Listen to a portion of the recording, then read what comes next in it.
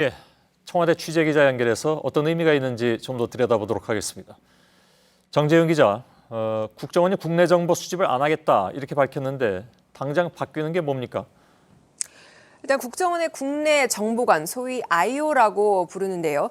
국정원 정보관들은 국회와 정당 그리고 각 주요 언론사들을 담당하고 있습니다. 그러니까 대검찰청, 대법원, 또 헌법재판소와 같은 국가기관과 또 JTBC를 비롯해서 이런 주요 언론사들을 국정원 직원들이 다 담당을 따로 하고 있는 건데요.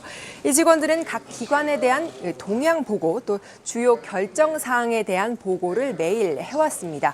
그런데 이제는 이런 제도 자체를 완전히 없애겠다는 겁니다. 예. 근데 박근혜 정부에서도 국정원 정보관이 기관을 출입하는 걸 금지한 적이 있는데 어떻게 다른 겁니까? 네, 지난 2014년에 이런 비슷한 조치가 있었는데요. 이 국정원이 IO에 국회, 정당 그리고 주요 언론사들을 상시 출입하는 것을 금지하는 그런 조치를 한 바 있습니다. 당시 국정원 댓글 사건 이후에 박근혜 정부 국정원이 이제 고육책으로 조치를 취한 거였지만 사실 크게 달라진 건 없었다는 지적이 많았습니다.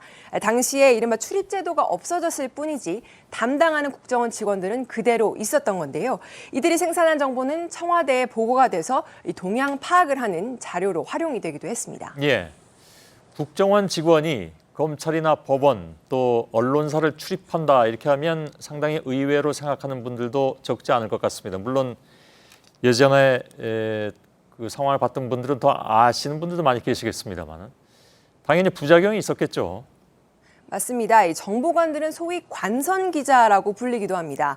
기자가 국가기관을 견제하고 감시하는 것처럼 이렇게 청와대나 국회 또 정부 기관에 이렇게 출입을 하는 것처럼 국정원 직원도 마찬가지로 이런 기관들에 출입을 하면서 정보를 생산해내는 건데요. 그러다 보니까 기자가 아닌 이 국정원 직원이 이런 기관들을 감시하는 그런 모양새입니다. 그런데 이 국정원 직원들이 쓴 개인 정보, 이런 개인 신상에 대한 정보가 고위 공직자 후보들에 대한 검증 자료로 활용이 되기도 했는데요. 이 때문에 이들에게 잘못 보이면 안 된다, 이런 인식이 강하기도 했습니다. 결국 국정원이 모든 정부 부처 조직과 언론사까지도 공개적으로 들여다보는 그런 구조가 된 모양새입니다. 예. 국정원의 정치 개입 차단을 위한 노력은 노무현 정부 때부터 사실 있었습니다. 네, 맞습니다. 이 대표적인 게 이 노무현 정부 때 국정원장의 대통령 독대 보고 금지 조치였는데요. 이 노무현 전 대통령은 권력기관과 거리두기 방침에 따라서 이런 조치를 취했었습니다. 실제 재임 기간 동안 노 전 대통령은 국정원장과 독대를 한 번도 한 적이 없고 참모진들이 배석한 자리에서만 이 국정원장을 만났습니다. 하지만 이명박 정부 들어서 이런 조치가 이제 다시 새로 부활했는데요.